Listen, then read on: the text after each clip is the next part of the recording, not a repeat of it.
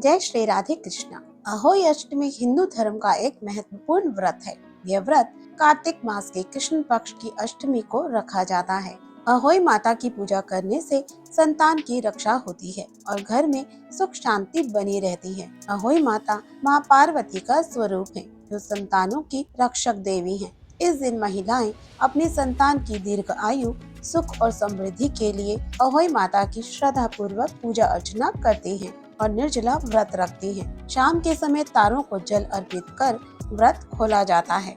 इस साल अहोई अष्टमी का व्रत 13 अक्टूबर को मनाया जा रहा है। मान्यता है कि अहोई अष्टमी की कथा पढ़कर ही व्रत पूर्ण होता है। तो चलिए व्रत कथा शुरू करते हैं। इससे पहले अगर आप चैनल में नए हैं तो चैनल को सब्सक्राइब कर लें और वीडियो को लाइक और शेयर करना ना भूलें।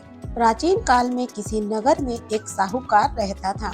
उसके 7 लड़के थे। दीपावली से पहले साहूकार की पत्नी घर की लीपापोती करने के लिए मिट्टी लेने खदान में गई और कुदाल से मिट्टी खोदने लगी। उसी जगह एक सेह की मांद भी थी। भूल से उस स्त्री के हाथ से कुदाली सेह के बच्चे को लग गई, जिससे वह सेह का बच्चा उसी क्षण मर गया।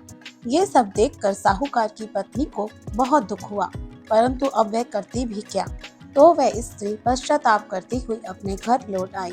इस प्रकार कुछ दिन बीतने के बाद उस स्त्री की पहली संतान की मृत्यु हो गई। दुर्भाग्यपूर्ण फिर दूसरी और तीसरी संतान भी देवलोक सिधार गई। यह सिलसिला यही नहीं रुका।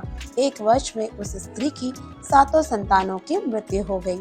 इस प्रकार एक एक करके अपनी संतानों की मृत्यु को देखकर साहूकार की पत्नी अत्यंत दुखी रहने लगी। अपनी सभी संतानों को खोने का दुख उसके लिए असहनीय था। एक दिन उसने अपने पड़ोस की स्त्रियों को अपनी व्यथा बताते हुए रो रो कर कहा कि मैंने जानबूझकर कोई पाप नहीं किया।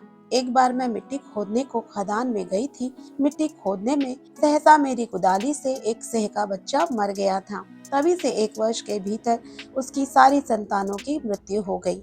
अब तुम माँ पार्वती की शरण में जाओ और अष्टमी के दिन सेह और सेह के बच्चों का चित्र बनाकर उनकी पूजा करो और क्षमा याचना करो। ईश्वर की कृपा से तुम्हारा समस्त पाप धुल जाएगा और तुम्हें पहले की तरह ही पुत्रों की प्राप्ति हो जाएगी। उन सब की बात मानकर उस स्त्री ने कार्तिक मास की कृष्ण पक्ष की अष्टमी को व्रत किया तथा हर साल व्रत व पूजन करती रही।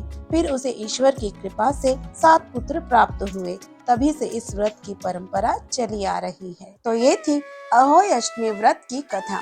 अगर आपको ये वीडियो पसंद आई हो तो इसे लाइक और शेयर जरूर करें और अगर आप चैनल में नए हैं तो चैनल को सब्सक्राइब करें।